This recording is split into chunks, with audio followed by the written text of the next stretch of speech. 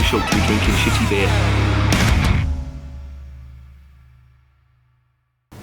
Welcome to another edition of Bands, Bikes and Booze Reviews. This is another one of the Pints of View. Now, I did say, well, it's going to be called Pints of View. I'll get onto that in a minute. I did say that this was going to be a monthly thing, but it became really popular. Loads of people commented on the video that I did last time. So I've decided to do another one. So let's stop fucking about and let's get on with it. Call it Pints of View. That suggestion came from Bullman's Beer Reviews. And if you've not checked out his channel, please do. Very good beer reviewer. He's Carlisle United supporter, which is no mean feat. I thought it was tough supporting West Ham, but yeah, I think if you're a Carlisle supporter, you really are loyal, and you're doing it for the right reasons, in my opinion. I mean, it's so easy to support teams like Man United and Arsenal and Chelsea and all that. No disrespect to any of their fans, but it's not a heavy paper round, is it really? I mean, supporting teams like West Ham, we've always been shit, and I make no bones about it, but it's the team I support, and I'm sure Mr. Bullman feels the same.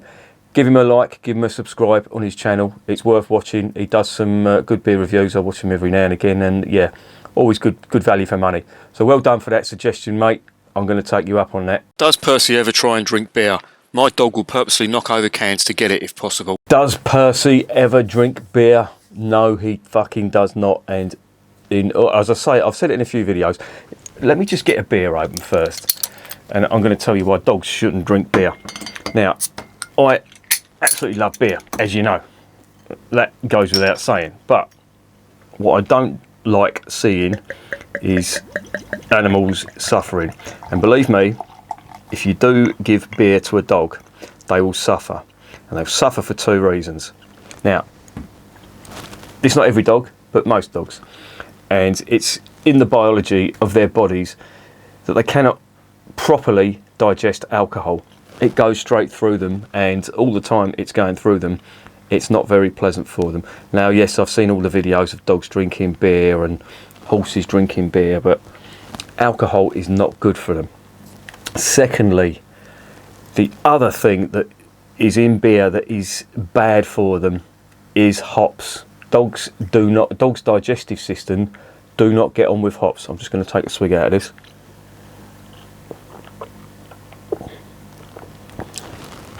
Which is quite nice, actually. This is that Lithuanian Vilkmēgis, I think that's how it's pronounced. Tamsuisis, so it's the dark. I've reviewed it on the channel. And yeah, quite nice. A bit like a German Dunkel, but there is a little bit of an artificial sugar, invert sugar going on there, but it's not bad. I quite like it. Anyway, yeah, dogs. Don't give your dogs beer. It's not good for them. They won't appreciate it. So yeah, just let's get that out in the open. And you know, if you're doing it, try and stop, because you might think it's funny and all that, but dogs really don't get on with beer. Favourite album segment, maybe? That came from a fella called Scott Keys. Thank you for that suggestion, Scott. And that was always on the cards. And I've got a list here somewhere. I don't know where it is, but it's here somewhere amongst this mess. And I've rewritten it about 3 or 4 times. That's why it hasn't appeared on the channel yet, but it's coming, believe me. And it probably won't be for everyone. There's going to be a lot of bands you've probably never heard of on there before. As you may or may not know, I like my punk, I like my metal, I like my old school hardcore. And there's a couple of little bits in between, but that's the main thing. There's going to be no rap albums, there will be no soul albums, there will certainly not be anything like grime, funk, disco, anything like that can just go and F off, because I'm not interested in it. I don't like it, and it will send me into fits of rages worse than the green bottles do. What's the crack with heavily hopped craft beer?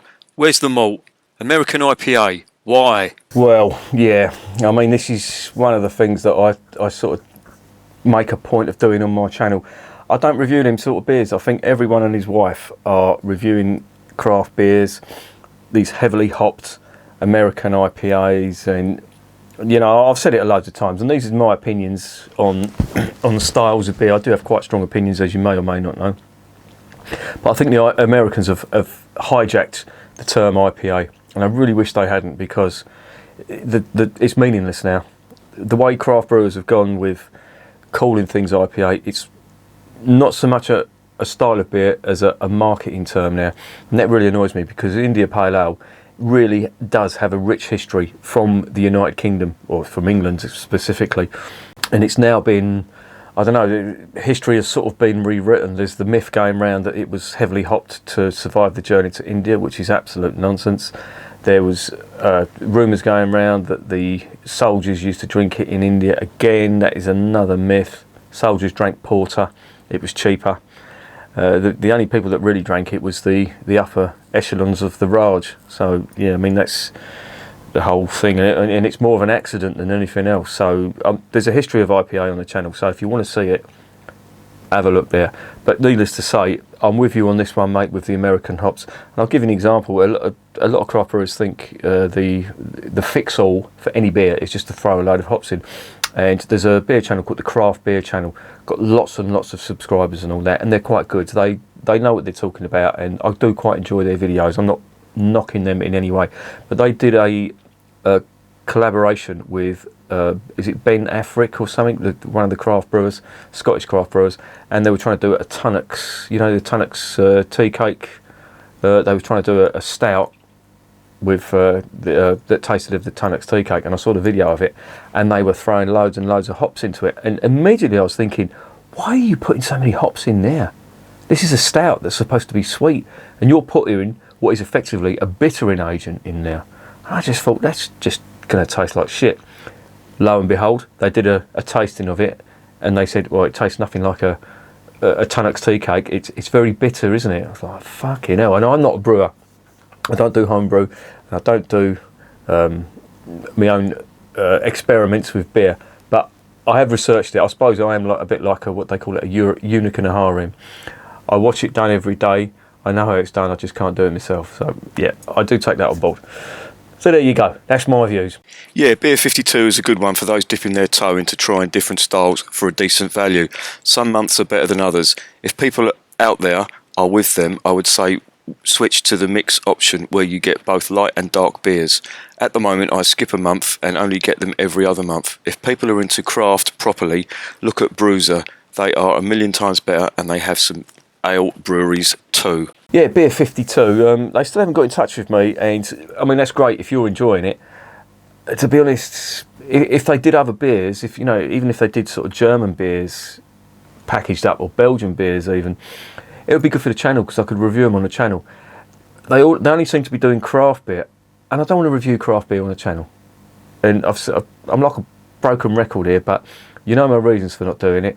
And with Beer 52, I do sort of feel a little bit cheated, and then I don't. I respect Beer 52 for doing what they did.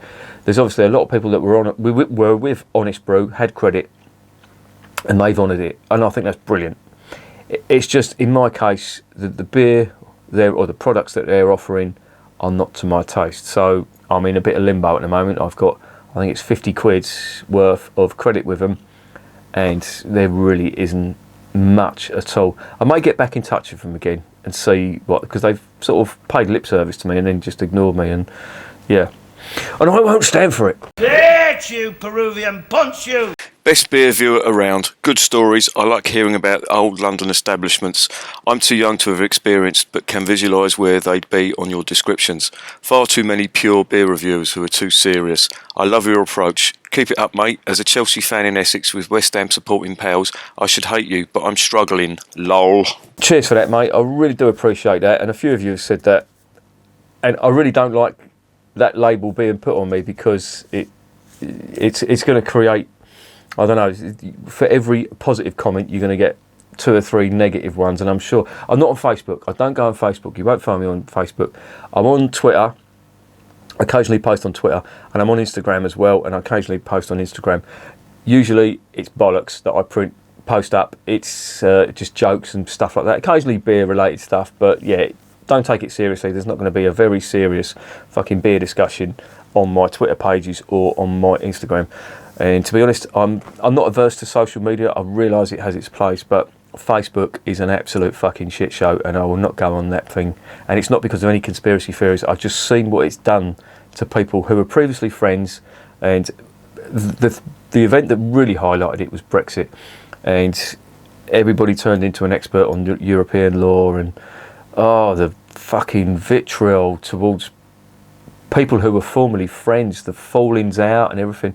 I just thought, well, I was off it before then anyway, but my missus is on it, and she was saying every other day she was coming, oh, guess who's falling out? And they've been mates for lives. Nah, not for me. So I don't do Facebook. I think it's probably the reason why the channel doesn't have as many subscribers, because I'm not promoting it on Facebook. If you want to promote it on Facebook, please do, crack on. I have no objection to it whatsoever. It's just I'm not going to do it, and it's not being lazy. I just don't want to be a part of that Facebook circus. But thanks for the kind words anyway. And yeah, supporting Chelsea in Essex is a bit like me supporting West Ham when I lived in Tottenham. Not a happy childhood, that was. I can tell you that now. But the point you make about the old beer haunts and various venues in London, it brings me on to this. Now, I'm not related to this fella in any way. He hasn't given me any money. I'm not affiliated with him. But he's written 2 really good books. Now, if you're into your music, these are absolutely fantastic. Now, there's a lot of venues in here that I played in. There's a lot of venues in here that I actually went to. And this really is a trip down memory lane. For me, it was bittersweet because, yeah, it was nice seeing that there was, you know, recognition of all these old venues. But all these venues in here have gone. And that was London. Now, that's how big the books are. And there's 1 page, or 2 pages per venue. And there's 2 volumes of it. Now, London used to be the capital for live music, I would say, in Europe. And it's just a shadow of its former self. And that is tragic. And I may do a video on it. It's a subject that I'm passionate about. And if you think I'll go into rages about fucking green bottles, watch me going into the one about venues closing down. For another time, though. Can we please have a Kronenbourg 1664 review? Ha ha. A French beer in green bottles that tastes like a bag lady's period. What do you possibly think the outcome would be? A, me fucking spontaneously combusting. B, me having a heart attack. Or C, you might actually like in Kronenbourg. I know what's going to happen. Enjoy your reviews. As far as I know, means original in these German beers, so basically the old original first recipe. I'm with you on the green bottles. Absolutely crazy and senseless. They keep putting quality brewed beers in green bottles, knowing how quickly and easily it can get skunked.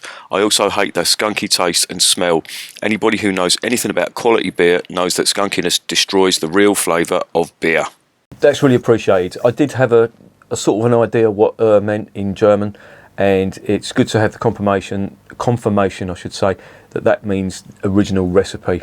I thought it meant some kind of hour, so it's unique to them, but obviously it means original recipe. So I will bear that in mind in future. Thank you very much for that.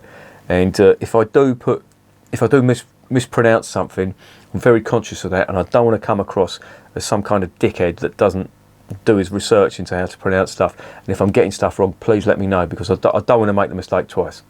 So thanks very much for that. As for the green bottles, well, yeah, it's one of them things that I've sort of kicked the arse out of, really, but it's something I feel really strongly about. And I've always said that if you're a brewer and what you taste in the brewery, if you think that's what people are getting when you put your stuff in green bottles, then I'll tell you they're not.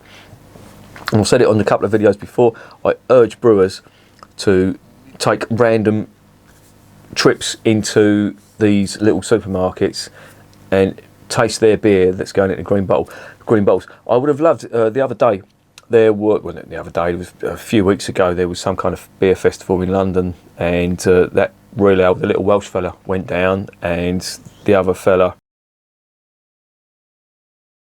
but he went as well, and they met the head brewer from Budvar, and I would have loved to have gone to that. I have so many questions to ask him, but one of them would have been, why do you put your stuff in green bottles? And take it from me, it does not taste the same, and you're selling yourself short. In cans, that beer is a great beer, in my opinion. It's my fridge filler. I've got a couple in the fridge right now.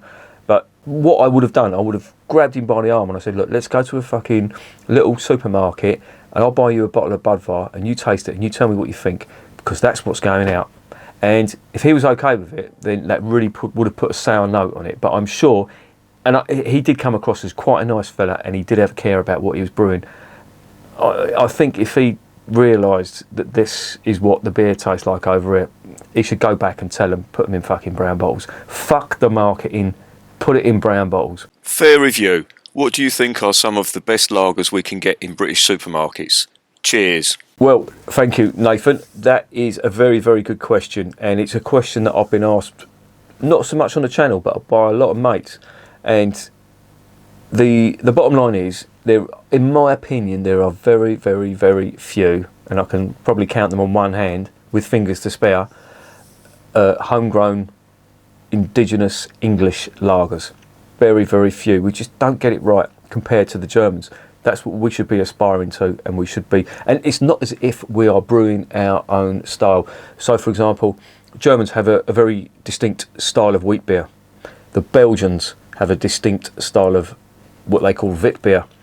And the two are different. The two are of the same style, but they contain different ingredients. And Belgium has put their twist on it. The Germans have put their twist on it. That's not what we're doing over here. It's just a random fucking experimentation between small batch brewed lager, medium-sized brewed lager, and then just the whole host of macro brewed crap. So, if you're walking into a supermarket or a shop in the United Kingdom, what would I recommend? Well, firstly, obviously none of the macro brewed stuff. There is virtually none. Secondly, I would urge you to buy stuff in cans if it's not in a green bottle, whatever you buy. And just a few random tips, and I'm taking Morrison's as an example because that's the supermarket I go to the most. So if I walked in there, I'd be looking for Warsteiner, Kronbacher, Pilsner Urquell, not a bad one, Budvar, obviously, the Stella Unfiltered, not too bad, and I think that would be about it really. I can't really think of any others. I wouldn't touch the Star of Pramen. And you've got to be careful about these foreign, or what appear to be foreign beers. A lot of them are brewed over here. Don't fall into that trap of thinking that they are, because they're brewed over here, they have different ingredients and they taste vastly different. And I don't buy into this crap about blindfold taste tests when I raise the subject on the craft beer channel. If they're doing it, then it's bollocks. I defy anyone to say that the Stella that's brewed over here tastes the same as the Stella that's brewed over in Belgium. The two are very different. But that would be my sort of go-to lagers if I went into a supermarket. Obviously, you can look in your little supermarket or your little corner shop and see what beers they've got in there. Sometimes they have like their local brews and all that, but when it comes to lager, you're struggling really. Some people have mentioned Brewdog Lost Lager. Don't bother. It really isn't that great at all. But all my suggestions would be, and obviously this depends on the supermarket you go to, go for the decent German stuff. So I know that Tesco do Paulaner, Morrison's do Hofbrau. They also do a Kölsch as well. They do the Fru Kölsch, which is obviously it's a Kölsch, but to your average lager drinker, that would taste like lager. But yeah, it all depends on the supermarket as well. I don't know what Asda do. Oh, Asda do Paulaner as well. So yeah, you could try that. But can you see where I'm coming from? You're very, very fucking limited in your choice. But if you're in a supermarket, why not try a new beer? Why not try a different style? Try a British ale. You may like it. Interesting review. Had both great. These are the kind of beers that we should be celebrating in the UK. But if you browse a beer aisle in the supermarkets, it's all about American-style craft or macro lager. Sad, really, as these are some of the great British trad beers. Yeah, and that sort of follows on from what I was saying before. We do, and that came from the review or the shootout between the Bath Ales Gem and the Timothy Taylor Landlord. I really want to stress on this channel, beer that is, I don't know, our beer is looked at as a sort of embarrassment, really. I'm not saying to everyone, but to a lot of people. Now, obviously, lager has done that to an extent, but we brew some cracking beer over here, and if you like your beer, then you could do a hell of a lot worse. If you like your craft beer, and there are some craft beer fans who do actually look at my channel, which again I really do appreciate. There's an old meme going around. Yeah, I know, but try an ale. It is a very, very underrated style of beer in my opinion, and even the craft brewers in America now, they're trying to sort of ape the stuff that we've been doing. They've been doing brown ale for a while. They're starting to do a mild. I hope they don't put American hops in there, because that will just be a fucking abomination. But yeah, just broaden your horizons. Just embrace English beer. Yeah, the lager. I've just spent X amount of minutes slagging off English lager, but it's not really what we do. Ales are our thing, and we are renowned over the world for our ales. So celebrate that and support it as well. Dunkel is a beautiful style of beer. I've not had this, but I've tried their hell and it's lovely. The best Dunkel I've had is probably Augustiner or Tegernseer. Well, the best German Dunkel, that is a difficult one. And I've tried a few on this channel. There have been some bad ones, and there have been some absolutely outstanding ones. For me, the Weltenberger Dunkel was amazing. And you're in sort of, I know they're two different styles, but Doppelbock and Dunkel, if you like very strong beer, then go for your Doppelbocks. I love Doppelbock. I think it's an amazing style. But if you want a session Dunkel, you won't go wrong with the Big Six from Munich. You know, Hofbrau Dunkel is really nice. Hacker-Shore Dunkel is really nice too, and as is Paulaner as well, you know. And then there's just a whole host of them. But what I would say is, if you're going to go for a Dunkel, try and get a Bavarian one. I have tried others, and they've been nice from outside of Bavaria. But for me, Helles and Dunkel, and Doppelbock to an extent as well, Bavaria is the place. I bought a Gibson Voodoo Flying V many years ago, and it had been rewired from new. It looked like a chimp had soldered it. Hope you get your taste buds back, mate. Regards to Percy and Bob. Finally, a music question. And I know the name of the channel is Bands, Bikes and Booze, and I'm in the process now of trying to get a camera and everything set up in the studio. There's going to be a lot more recording, guitar and bass videos coming up in the near future. It just means I've got to make all the stars align. I've got to get the studio sorted out and set up for recording videos and recording the music as well. At present, I am recording stuff, but there's a lot of experimentation going on, so I don't want to put any videos out just yet, but that's coming. In terms of what I was saying about Gibson, and I do make this point, I do make a comparison quite a lot with music and beer. But what this subscriber is relating to is saying I made a point about saying Gibson guitars. By the way, if you're not into guitars, then you're probably going to be looking at this like Percy is when I'm telling him not to do something. But it's a well-known fact that Gibson were, or arguably still maybe, one of the biggest guitar manufacturers in America. I think Fender may have something to say about that, but Gibson have a reputation, and they always sold on the reputation that because it was made in the USA, it was a superior quality product. That is a load of bollocks now, because with the advent of CNC machines, you can get a just as good a guitar made in Korea, even Indonesia as well. I know they're using these countries for cheaper labour, and yeah, well, you know, that's what happens when you're in a consumer society, but that's an entirely different subject. But this whole notion that Gibson are, you know, the penultimate guitar manufacturer is absolute bollocks. I've had 3 or 4 Gibsons in my time, and I've sold them all. And I wouldn't say they were bad guitars, but they were very expensive. I would say the quality control on them was terrible. And I'm not jumping on a bandwagon. It's something I noticed in the 90s, and I've always held that view. And some people, when I've ever made it known on forums and stuff, you know, I used to get all the amount of grief off, certainly for the Americans. They see it as an attack on their country, and I just think, I don't care where the guitar comes from. It's a good guitar. It's a good guitar. And I had the audacity to say that Japanese guitar makers have a far superior quality control than Gibson do. And that was like, I don't know, I might as well have, I'm not going to make comparisons because they're going to be pretty disgusting, but I might as well have walked into the Vatican bollock naked, you know, and it was like that. But it's a fact. Japanese guitar makers, I've got 3 guitars that are made by Japanese guitar makers. I've got a Jackson Randy Rhoads RR5. It's one of the best guitars I've ever played. It's fantastic. I've also got an ESP Viper. It's in a camouflage scheme colour, and it's flawless. I can't pick out one thing that's wrong with it. When I first got it, I looked it over with a fine tooth comb and I couldn't find one fault with it. It functions properly, it is perfect in every way, it was set up beautifully. And I happened to make that comment. And yeah, they didn't like it. But what really done it for me was when I bought some Gibsons. I did have a couple of nice Gibsons. I had a nice Gibson Flying V, and I thought it was okay. The Gibson Voodoo that you mentioned, I seriously considered, when they first came out in the early 2000s, I seriously considered buying one. Nice matte black finish. They look really nice. Here's a picture of them now.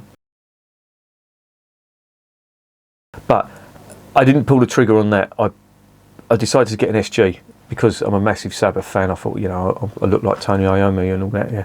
And I got this guitar and it was a fucking nightmare. I really didn't like it at all. It was heavy, the output, and what you're saying about the soldering, I think that had something to do with the output being absolutely shite on it as well. But I gave up in the end and I sold them all. And do I regret selling them? No, I don't. I think there's far better guitar manufacturers out there.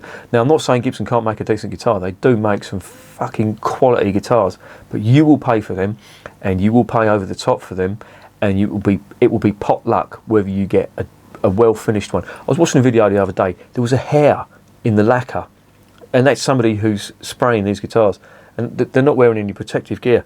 And obviously a hair has come out. It looked like a pubic hair, so it's obviously come from a beard or something. And it was in the finish of the guitar. That is unforgivable for a guitar that. And this guitar, it was a Les Paul. I think it wasn't a gold top. It was like a Honeyburst or something like that. And it was over £2,000. And I thought, if you're paying £2,000 for that, you do not want someone's fucking pubes in the finish on a guitar. And I remember trying out a Gibson Explorer, and I do like Gibson, that shape, the Gibson Explorer shape, I do like that, just not Gibson Explorers. But I remember trying one out in Tin Pan Alley when there were music shops down in Charing Cross Road, and I remember sitting down and I had the guitar neck in my hand, and on the side of it, it looked like an orange peel, if you can imagine the texture of an orange peel, where they just hadn't sprayed it properly. So yeah, Gibson are not my favourite guitar manufacturer, and I am not jumping on a bandwagon. I have held these views since the 90s. So there you go.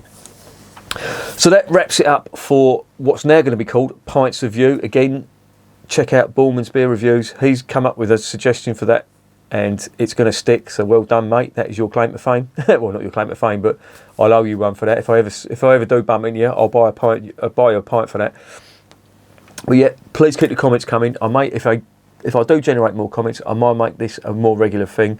As I said, I was going to make it a monthly thing, but because of the response, I think I'm going to, well, it will depend on the comments. If you put a lot of comments, I'm not trying to bribe you or anything like that, but leave a comment. You never know, it will get read out. You may get a personal response. As I mentioned before, I'm very, very fucking slack in replying to all your comments.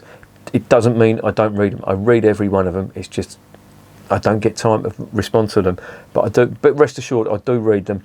And if you put more comments on there, if they're good, I will put them on this channel, on this program. And remember, beer is working class champagne. Like and subscribe. What a puppy gets it. Isn't that right, Purse? Yeah, get off.